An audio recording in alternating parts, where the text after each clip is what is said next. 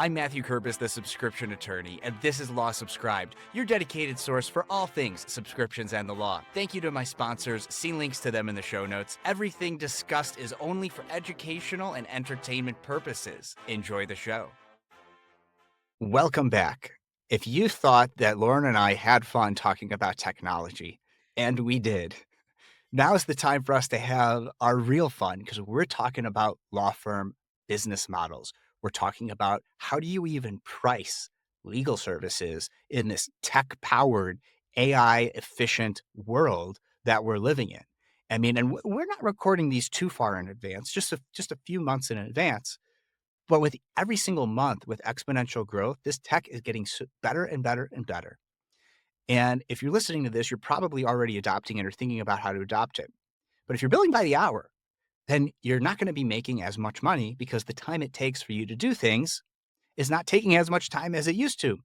And you can't just multiply your rate by the time savings because you're going to end up with $25,000, $50,000 an hour rates.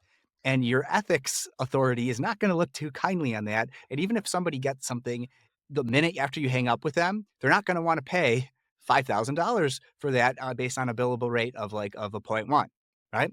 So with that being said, Lauren, how should we be thinking about how we value and price our legal services to our clients? Well, here's the good news. Our legal consumers have never actually wanted to buy our time. We have been selling them that for decades because we, as a profession, created this manufactured market where that's all that we sold. And so the consumers had to buy it. But ultimately, what they were really buying and why they would choose my firm versus another firm who does prenups is the value that I'm providing through my firm. So the great news is there's a wonderful solution to the problem. Ditching the billable hour is going to be the first start, and then implementing value-based pricing. So just shifting what are you actually selling to the client? And the first question you have to be able to answer, no matter what business model or pricing model that you choose within that value-based umbrella, is going to be what problem do I solve? And that is going to be similar in similar practice areas, but it's going to be the way that you're going to communicate it with your potential clients. So for me, do I write prenups? Yes, but that's not what I talk about selling to clients. I talk about selling you have created these assets, you have accumulated them, you are now entering into this new partnership, and you want to protect those assets while also building the wealth of your partnership. So, how can we do that together? Still giving them a prenup, same document rate, same work product, but they're not going to care ultimately if it takes me 10 minutes to draft that because I've been using those AI tools that we talked about in the last couple of episodes. They're going to care that their goals of having their assets protected was what I actually delivered. So that's where the shift in cost based pricing, which is what traditionally we've used for decades in the legal profession, where we just say, oh, well, Matthew charges 350 an hour. So I'm down the street from him. I guess I'll charge 350 an hour. We're similarly situated in our experience. Has nothing to do with the consumer or what they're actually buying. That's cost based to a value based where we start with the consumer first and we say, what problem do we solve for our clients?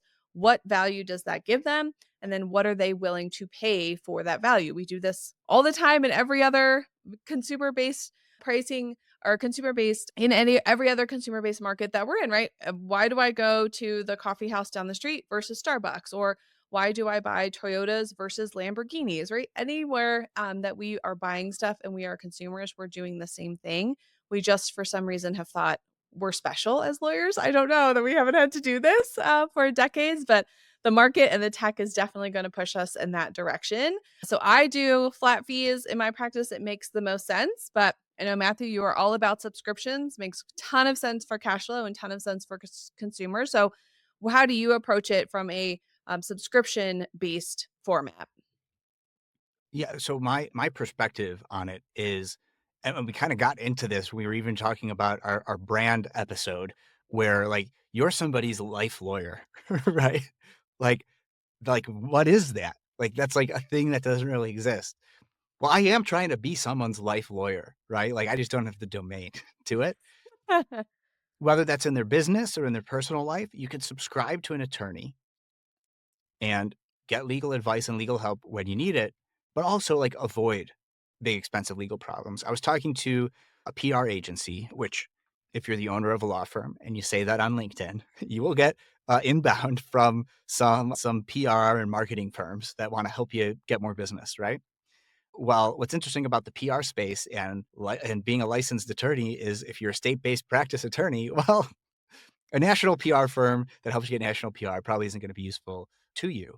And this guy like figured that out pretty quickly, like after having the conversation. But he didn't still try to sell me, which I was actually impressed with. One of the things we talked about on that call, though, and like because he was asking me what makes me different and like why subscribe to an attorney and what does that even mean? And he said, "Well, can like you help somebody with like a speeding ticket if they get a ticket?" And I said, "Well, no, because I don't go to court for people. But by being subscribed to me, they can stay out of trouble because they'll talk to me before they do something stupid because they've already paid for it." That's one of the benefits of the subscription model is you want to maximize your subscriber benefits. It's just built in to the business model, right? And I want my subscribers to maximize their subscription benefits because then they're going to stay subscribed. And I don't try to pull any tricks, what it's called in the subscription economy, dark patterns, like gym memberships, pull a lot of dark patterns. Like you can't unsubscribe. Like they make it really hard. The FTC has rules now about click to subscribe. You must make it click to unsubscribe. And to make it easy for clients to or for users to unsubscribe. So I don't pull any dark patterns because I don't like that when that's done to me. Right. It's something you talk about a lot about, Lauren, is having a client-centered practice. When I launched my law firm, I didn't even have that in my lexology. Like that, like I didn't know what client-centered mean. I just thought, well, if I was the client, like what would I want? That's And it. yeah, that's it. That's it. Like it's amazing that lawyers just don't put themselves into the shoes of the clients, right? Yeah, that's a terrible joke. I mean, how many times have you heard I hear it from divorce attorneys a lot, like, "Well, I couldn't get divorced at this firm." It's like, "That's a problem that you're working here and you could not get divorced." Presumably, right? We have doctorate degrees and we have high earning potential, and yet you're turning around saying, "I couldn't be a client of my own firm." I don't understand why that's not more of a red flag. Yeah, yeah, and going back to one of the earlier things you said is like, why do lawyers bill by the hour? Well, in part because we have a monopoly on legal services.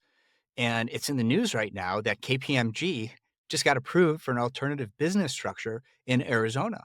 So like, look out because they are coming in to disrupt the business model of legal services. And so if you're listening to this joint series, then you're already ahead of the game, but you can't be billing by the hour if you're going to want to compete in this new world. First of all, as we've already discussed, right? It's just simply not as profitable as it used to be to bill by the hour.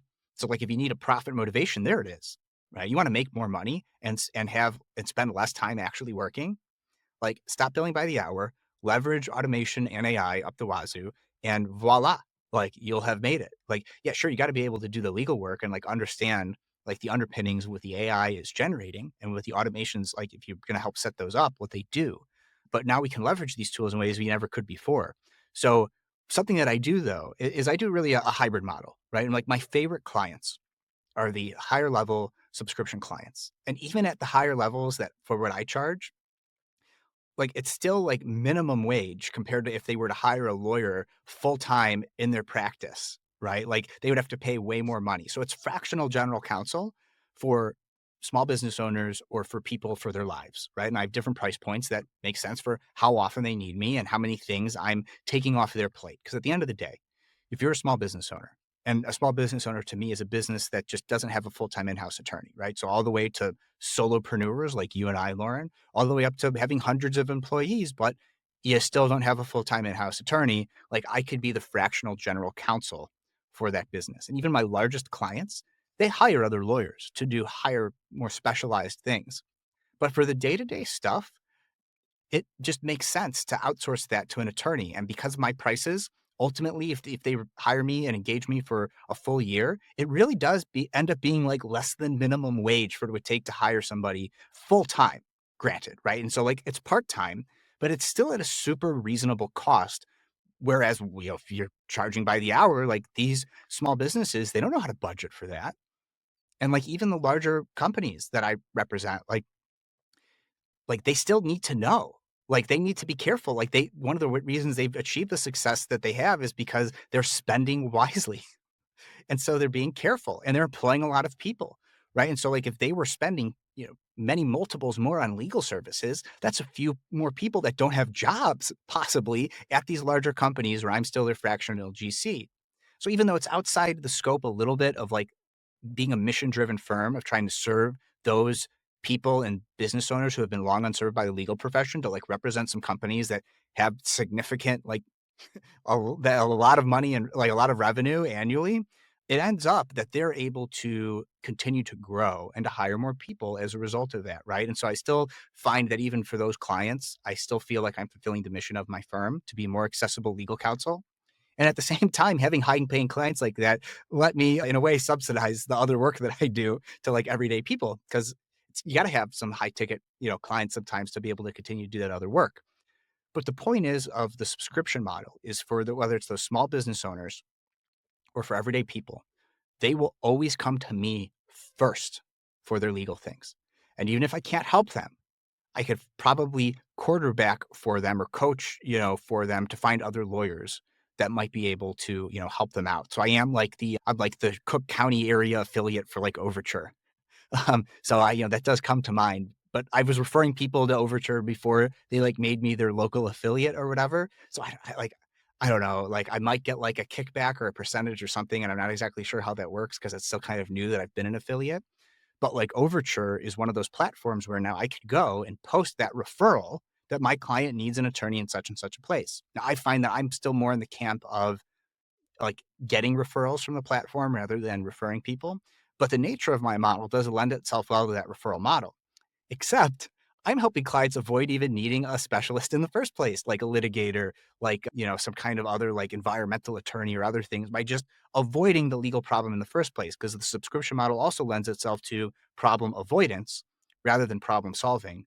But that does make it a little harder, going to your earlier point of how do you price and sell your services and what's the value? They're buying the problem solved. Well, in my instance, they're buying the problem avoided, which is harder to do.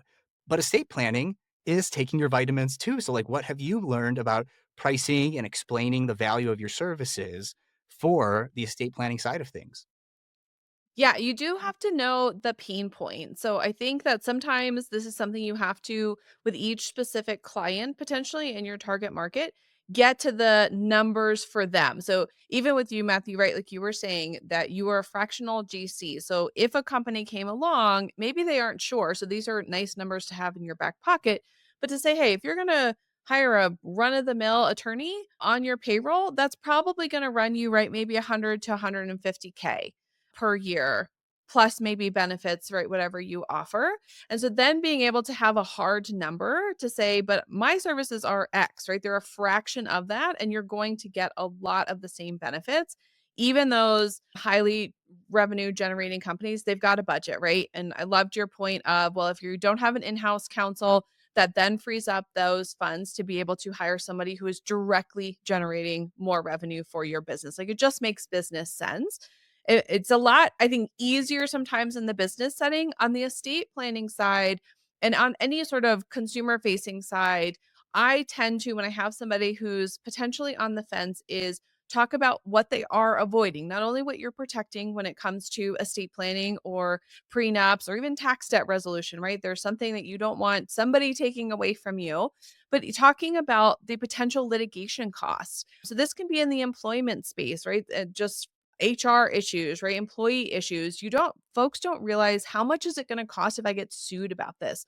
Or how much is it going to cost my family if I pass away and I don't have a plan in place that's organized, that's clear? If I have folks fighting over stuff, I can really sit down and go, listen, ultimately the money's going to come out of your estate. So if you have $1 million to give away and then your family spends 50,000 of it fighting with each other because you didn't have a good will in place, right? That just means they're going to pull that potentially out of the estate. So really putting sometimes hard concrete numbers on things, but if you're in a space where it's not as clear, I think thinking about any future litigation, which folks understand it's complicated, understand it costs a lot of money, but sometimes they still don't know. Legal pricing is still so opaque that if you can tell them, well, the average divorce in Colorado without kids costs $15,000 to $25,000 per party, then it makes it real easy to go, hey, do you want to avoid that? Because that's just coming out of your retirement ultimately. Do you want to do it in an uncontested, amicable way for,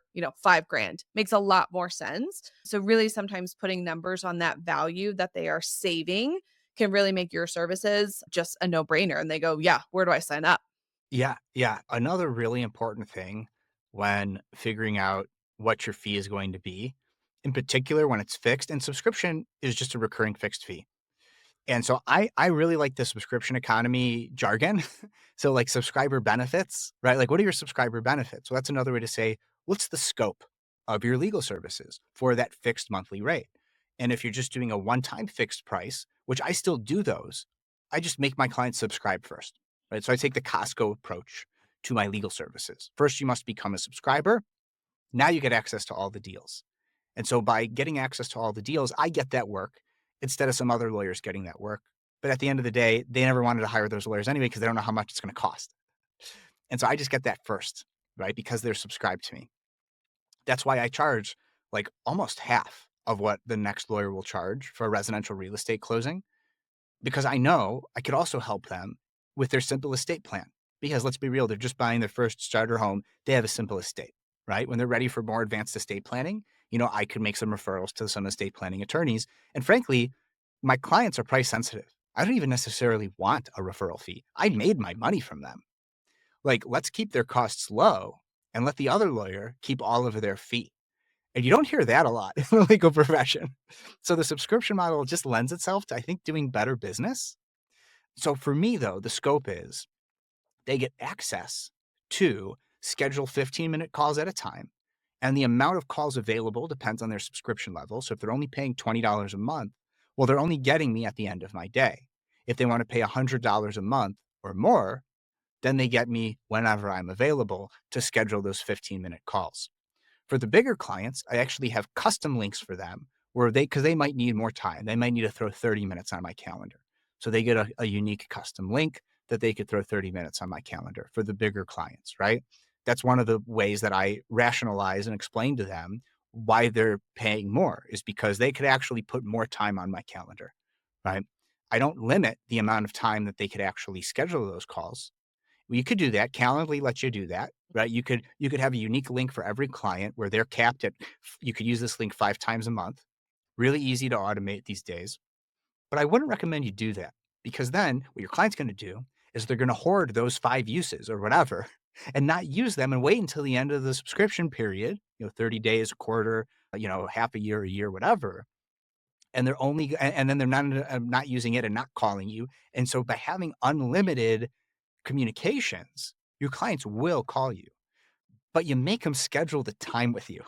And even if you disagree with everything Lauren and I are talking about ditching the billable hour and switching over to fixed fee, again, subscription is recurring fixed fee, you should be doing that anyway with your clients. Like make them schedule time with you. Even if you want to employ someone who picks up your phones or an answering service, um, all they should be doing is getting a time on your calendar using one of these scheduling tools. So that's what my clients get access to schedule time on my calendar. They also get access to my other fixed fee pricing or subscription add-ons, right? And the subscription add-ons and the fixed fee pricing change based on if you're a $20 a month subscriber or a $100 a month subscriber. Because certain things like buying or selling your business are going to require we're able to communicate more frequently. So I only offer that to the premier subscribers, the $100 a month subscribers as a subscription add-on for at least right now, $800 a month, right? So like for $900 a month, I will help you buy or sell your business. And I know that that's going to take 2 to 3 months at a minimum. So I know what I'm going to make. And if a client were to call me and they were to say, I need to close in the next 30 days, I would say, well, my normal pricing isn't appropriate for that. And so what you're seeing advertised on the website is really assuming we have standard non-rush closing time to close. And they understand, right? If they need a rush job, I don't necessarily, it doesn't happen a lot because all my clients I need all the time in the world to be able to ease into and schedule and plan for the work that I'm going to be doing. Just like with this podcast that you and I are doing, Lauren, we're recording in advance so we could have a bunch of episodes ready and schedule them so we could focus on our actual legal work in our practice and building out our practice. I try to do the same thing with my clients. And so sometimes I may have a client and this happens more in the freelancer solopreneur space, where they're like, well, I just need this contract, or I just need this, a handful of things done. I want to subscribe at your, freelancer level and give you a bunch of things and then unsubscribe right away. Well, if they tell me that, I'm going to say, well, it's really more appropriate for you to subscribe at even just $20 a month and pay the $50 per page pricing on those agreements. Because let's be real, you're not going to stick around, and that's okay. And while I don't lock people in for more than a month at a time, that level is really contemplating that you're going to be around, and I'm just going to continue to help you, so you, the business owner, don't have to worry about legal things anymore. But if you want to keep worrying about legal things, you just don't want to worry about these 3 or 4 things, I'll charge you $50 a page, and it's still going to be cheaper than any other lawyer who's working on it, right? So, like, defining the scope, they get access to scheduled calls, they get access to special pricing, they get access to other things, right? Like, that's what they're getting for the subscription. And then for the higher level subscribers, we stop counting pages, we just count projects, and you get a certain amount of projects a month. You may or may not get negotiations included in that, depending on if I need to represent you in conversations with another party or not, or whether that be a dispute or a transaction or what have you. Like, that's an additional subscription add-on, where you could bundle that all together if you're anticipating that. I even have custom subscriptions where I know somebody's going to buy or sell at least 1 or 2 businesses a year, in addition to the GC work that I'm doing for them. So they have custom pricing you wouldn't even see on my website. That's appropriate for their level, because I've been with them. They've been with me for a while. But properly defining the scope is something you really need to do. And that's how I do it using subscriptions. And it's not like I could patent this. I mean, I don't know, maybe I can. I'm not a patent attorney, but I think you can patent certain business processes. But like the $50 per page pricing, so many projects a month for the higher ticket subscribers, or that's all we count, or how many projects I'm working on. And if you go over that, it's $50 a page. I've not seen anybody else doing that. That's on the table. That's available. Like, I can't protect other lawyers from doing that. I'm telling you, I've been doing it for 3 years now. It works. It really works. And the two biggest issues and problems I see attorneys run into are they do not set expectations and then they blame value based pricing. They don't set a scope clearly, or they don't talk about communication is a really big one. They're not clearly saying, you can call me anytime, but you have to schedule it ahead of time. And they're in 15 or 30-minute increments. I think attorneys assume if I tell my clients, well, they just have unlimited communication, they're just going to call me every single minute of every single day and I'm going to be at their beck and call. Well, I do unlimited communication and I've never had a client abuse it because they have to schedule. I completely agree with you, Matthew, right? They've got to schedule it ahead of time, not just sitting there waiting for them. And when they schedule it, it tells them the duration. And 95% of my clients, unless they're just totally into what they're saying and aren't paying attention, will self-regulate. They'll go, "Oh, we had only had 20 minutes. We're 15 minutes in. Let me get this last question in." So they're really appreciative and respectful of my time. They're not trying to take advantage of it. But I set that from the beginning. That's in every engagement agreement. So what is the scope? What does communication look like? How is it going to be that we're going to work together? I think when you don't do that and you just throw some price against the wall and the client has a different idea of what's included, then you run into this tension. And then folks will say, oh, see, it's value based pricing. I should just go back to the billable hour.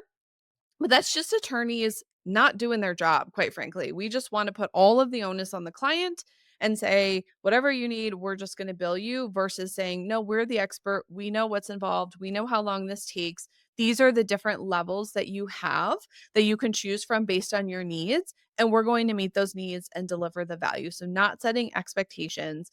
And then the second part that dovetails from that, the second mistake is attorneys don't want to do the work in identifying the variables. And this goes to scope a bit, right? To be able to define the scope, you have to then say what's not included.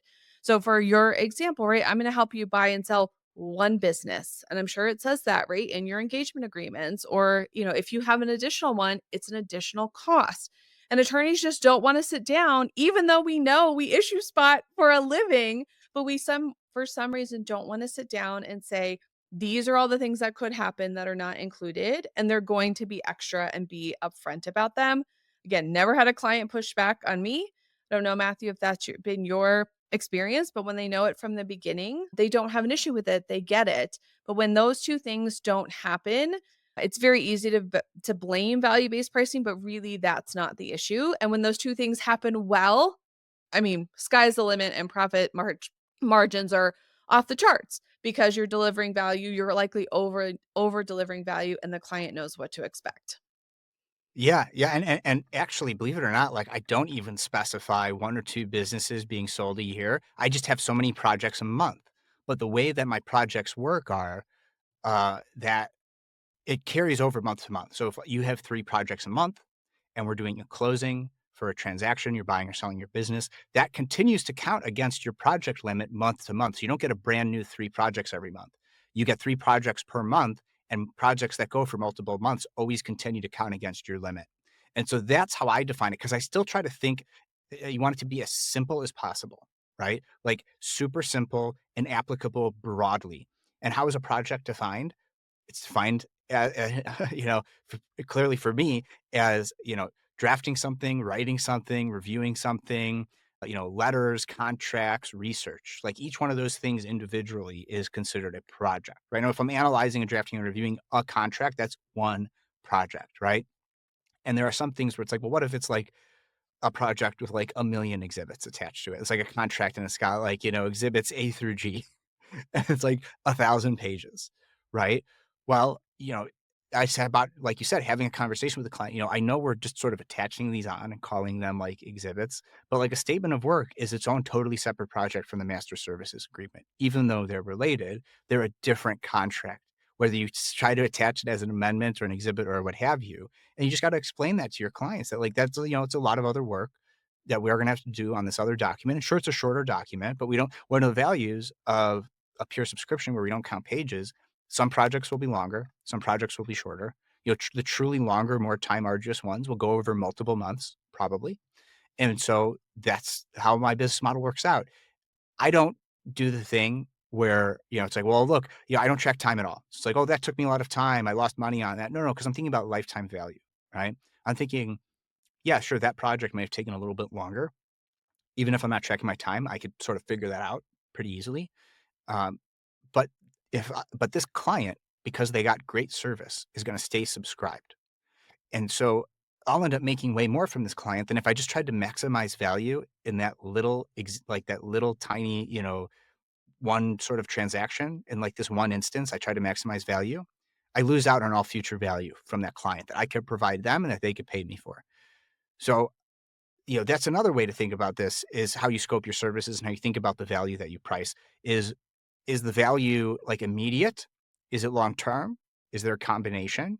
Because there's also something to be said, and I think of what's his name? Longtime listeners will know that I've had a lot of guests on Podcast Law Subscribe, but one of them talked about how what you could do is you could figure out with a client. This is what if he does, he helps lawyers do this. Say, "Well, here's options A, B, and C," right?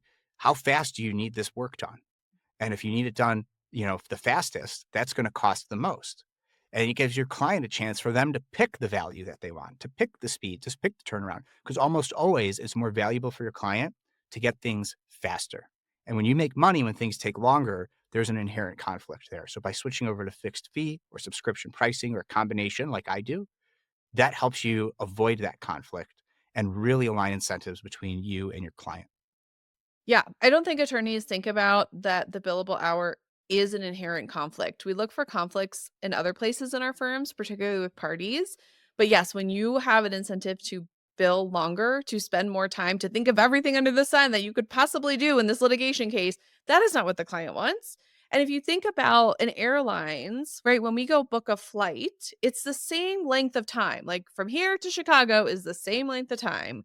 I would be annoyed if I had to pay more because the pilot took like some out route and, went all the way up to Canada to then come back down. But when you go on to buy a ticket, there are often multiple levels of service, right? You can sit in economy and you know what you're going to get, or you can sit in business class, or you can sit in first class. And so it's just like that is what is most important to your client. Is it a rush issue? Is it an urgency? It might take you the same amount of time to draft the document, but you're getting it to them faster. So they should pay for that, just like we pay for that in all other aspects of being a consumer. And what I wanted to say that you were talking about in terms of like the business argument for this is, I think that one of the other issues or detriments the billable hour has had, and there's a laundry list of them, not only wreaking havoc on our well-being and thinking of life in 6-minute increments, but it also has put us sort of against each other in the sense of there's this like more hedonistic approach to our business is. Like, well, I charge 350 this year, I got to charge 400 next year. They keep going up, right? And there's this constant more where we're never quite satisfied. And I always think, to your example, Matthew, like, yeah, maybe I lost a little bit of money if I look at the time I spent on this one particular case. But what I look at it is, I want to make X number of dollars this year.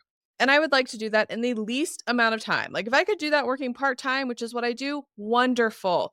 So if I hit that, and on one case, maybe I spent a little bit more time, like, we have such a warped perspective and we're focusing on the wrong thing. Like, who cares if it took you a couple more hours on one client versus another if you hit your revenue goals and you were able to take vacations and work part-time or do whatever else you wanted. So I think that when we focus so much on time, we also lose that perspective of like, what's enough? And if you hit that, isn't that wonderful? Isn't that successful? Who cares? I mean, so true, right? And you hear all these, and I listen to a lot of these legal podcasts, and we've talked about them, and I hear from gurus in the business, legal, and marketing and biz dev space, and they're like, yeah, you become $1 million law firm and like do all these things, and it's like you don't actually need to do that to be happy, right? Like, but you do have to set some goals as a law firm owner, in particular as a solo, and be like, okay, like I know what my expenses are, like I know what my operating expenses are, I know what I want to pay myself, and maybe then I have also some stretch goals for bringing in some like total revenue to the firm for that year. And yeah, sure, like maybe you want to grow a little bit too, right? And like having those goals in place can help you identify how many clients you need at the prices that you've set. And if you do want to track your time because you're moving from billable hours, like I just burned the boats and I just stopped tracking time and I went right into this model and I made adjustments. I didn't come to $50 a page right away as something that worked. And I see in our like show notes planning doc here that we have, you said test the market. It was one of your notes, Lauren. And like that's what I did. Like I tested the market. Like what would people pay per page where I still feel like it's valuable for them and I'm making money. And I started out at $100 and like nobody bought per page because it was too much. And so then then I was like, well, every fifth page is like a free page. And I'm like, this is starting to get too complicated. Like, what's the Very lowest? creative, though. Very creative. I'll give you that. I know, I know. So I was like, what's the simplest thing that's the lowest I could go? Where it's just $50 a page. And I was like, I'm going to just try it out and see. And all of a sudden, I was making thousands of dollars on the per page pricing because that just made sense. It was a little easier for people to wrap their heads around at that price, right? So like I tested the market and I made mistakes with pricing and you just got to learn from it and not be afraid because at the end of the day, if you're controlling your expenses, if you have your client avatars in place and you're targeting those markets and you know what your goals are, you know what you want to pay yourself, you know what you want to make for the year, then you could sort of say, well, I need X amount of subscribers, or I need so many clients to sell an estate plan to, or whatever the fee is, right? So like that helps you realize that goal, which is a reason why maybe you shouldn't have as complicated of a pricing structure as I have, because it's harder to project when you have so many variables to your pricing, though I do still think on the selling your services to client side, having unbundled all of your legal services and all of the value you can provide that's not even legal, but legal adjacent. Like I'll act as registered agent for my clients. Some lawyers give that away for free. Well, I charge another $20 a month for it. Or if you're a certain level subscriber, that's just included as a bundled in add-on to that higher level subscription. I will be your registered agent, right? So like, that's not like, there are companies that do that are not law firms. But it does kind of make sense for your lawyer to do that for you because if you receive notice of something legal related, your lawyer's gonna want to know about that, right? So it just cuts out the middle person in that instance. So things like that, like completely unbundling your legal services, assigning a fixed or recurring rate for what that is, clearly defining the scope of what they're getting and the value and explaining that. And hey, by the way, like shout outs to our last episode. If you don't know how to define this, leverage AI to help you define it, right? And you'll be amazed at what you could get from that. You could certainly hire experts, and Lauren and I do help lawyers with this thing, but AI could be a first starting point too. And if you don't like what what the AI gives you, then look to me and Lauren, and we'll certainly help you out. But that's just something that don't let it hold you back. If you are tracking time, the goal is when you're pivoting is things take less time. Wow, it took me an hour to prepare that estate plan for that client. How could I make it take a half hour? How could I make it take 10 minutes? How could I just automate it? And maybe that's a totally different product that I could just sell versus the hands-on estate plan. And now I've got two different products for two different markets, but it's the same type of work for me no matter what. And people that want a white glove service, maybe they're willing to pay for that white glove service, but I can still serve all these people that they don't need it. And there are pitfalls to that because like I offer like low touch, simple estate plans. And I had one client who hired me for it and she wanted like white glove service. I was like, this is not like, this is a low touch. You hired me and you tried to negotiate on my low pricing for my simple estate plan. You do not get white glove service with this. Like every other law firm could do that. Like if that's what you want, it's not a good fit. But if you're trying to save money, this is what you get. Is the is like the documents you're going to get are going to be the exact same though, because we're all getting them from the same places through the Illinois Institute of Continuing Legal Education that we're adding our own things to. But like 90 to 95% of your simple estate plan with me is going to be the same as your simple estate plan with any other lawyer. Like there's very little add-on we could do. I just got rid of all the extra stuff over it. That's why I'm able to charge $400, to my subscribers for a super simple estate plan. All the fluff has been taken out and I spend the least amount of time as possible on that. Right. But if you're just in the estate planning space, so it's a good place to focus, then you could have those like low touch, high touch tiered pricing for different clients. Yeah, I think that good, better, best approach when you can make it work really makes sense for value-based pricing and just different levels of service. I mean, I thought of, as you were sharing that a woman who wanted to have the cheapest price, but the most service is like she walked up to Southwest and was like, I bought an economy, but I'm going to sit in first class, right? And get all of the first class benefits. And Southwest would go, I don't think so. That's not what you paid for, right? If you want to get from point A to point B, we got a way for you to do that in the least expensive, most affordable way possible. But if you can break down your services for your target market into that sort of good, better, best approach, that's going to help clients oftentimes self select. And it also, just because of the nature of how our brains work, is going to keep them focused on your firm.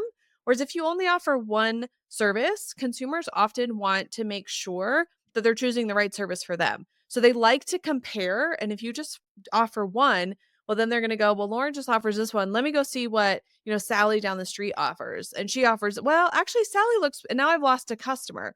Whereas if I could give them, here are the 3 tiers based on how much white glove service you want, based on your rush, whatever the factors are, those variables, they're going to stick with me and pick one of my 3 services versus going to somebody else. So there's a lot of business benefits of it in addition to all the profits that you can incorporate, but you're going to capture those clients who want to work with you and keep them there and have them choose a service that works best for them. I will also say if anyone wants my framework that we've worked on and we've put down on paper, you can also get that for free as another resource at thepricingtoolkit.com. It was in conjunction with the Chicago Bar Foundation. We are looking to update it. So depending on when this comes out, grab the copy now, but stay tuned for a new and improved version, just continuing to build on what we've learned for value-based pricing. But there are resources now out there. I threw spaghetti against the wall when it came to pricing when I first started, but tried to share what works and what doesn't work and a framework that you can actually go through so that you are not losing money and hopefully starting out even profitable from the beginning. The last thing that I do hear sometimes, Lauren, is folks say, well, my rules of professional conduct don't allow it. So I'll say, well, when's the last time you actually read your rules of professional conduct on fees? Because Illinois updated ours as recently as July of 2023. And we explicitly say, if you take it, you could charge a fixed fee and it could skip the IOLTA and go right into your operating account. You just have to refund the money if you don't do the work, right? And I think that's a pretty fair trade-off and an incentive that lawyers actually charge fixed fees for their services. And I like, that's where I fall under. Like there is like a true retainer part of our section on fees, but it's a little bit like unclear. And even though my subscription model kind of seems like maybe a more traditional retainer, I voluntarily choose for it to be a recurring fixed fee to fall under that exact part of my attorney ethics. So actually read the rules applicable to your jurisdiction before just making assumptions that, well, you read it 10, 20 years ago and it didn't allow for fixed fees or subscriptions, because you might be surprised. Because when I've helped some lawyers launch a subscription practice, that's like, they were surprised to find, like, one of the very first things we do is we find the applicable rules for their code of professional conduct or equivalent. And like, we find, oh yeah, it is permitted. The takeaway that I'll give is my engagement agreement is on my website, subscriptionattorney.com/#engagement. And yeah, I do have some amendments to it specific for certain sort of situations that I only leverage sometimes when they're like, if I'm representing, spouse and spouse on something and we need to sign a conflicts waiver. So I have certain things that I amend it from time to time, but that's out there. It's out there really for clients. It just so happens that other lawyers may want to be able to adapt it to their particular jurisdiction. Again, I'm only licensed in Illinois. So with that, I mean, I don't know, this is kind of like in between. It could be a two-parter, but maybe it's just gonna be a long one-parter. That's the last thing I'll say that I haven't already said about how we charge and how we price our legal services, Lauren. Anything else? Any final takeaways? I would say if you want to be a business that collects every penny of revenue that you deserve for the work that you've done, you've got to do value-based pricing. Colorado does require us, even for my flat fees, to put it in trust before it is earned. So it's a little bit different than Illinois. But regardless of what your trust requirements are, I collect every single penny upfront. I do not do any work before the client has paid me for it. So if you would like to stop discounting invoices or spending hours a month chasing clients for money or spending hours a month doing invoicing and time records and all that, value-based pricing will let you do that in an instant and make sure that you have 100% collection rate. Who doesn't want that? I mean, that sells it for me. So next episode, we'll be talking about a little bit more about firm finances. We've only sort of scratched the surface with that in some earlier episodes. So we'll be deep diving more on that, and also get into a little bit more about our personal finances and what it means to be a small business owner and have to deal with those things too. So what we're doing there. So while we did talk a little bit about how we've paid ourselves, we're also going to get into more about how, like, the interface between law firm finances and personal finances. So learn more all about that on the next episode. You did good for being sick. That was awesome. You made it. All right, we made it. And that's a wrap. Thanks for tuning in. Make someone's day by sharing this episode with them. The best way to get in touch is to follow and message me on LinkedIn. To get extra content, subscribe to the newsletter at www.lawsubscribe.com, where you can also become a paid subscriber to get episodes and content early. Until next time, this is Mathew Kerbis with Law Subscribed.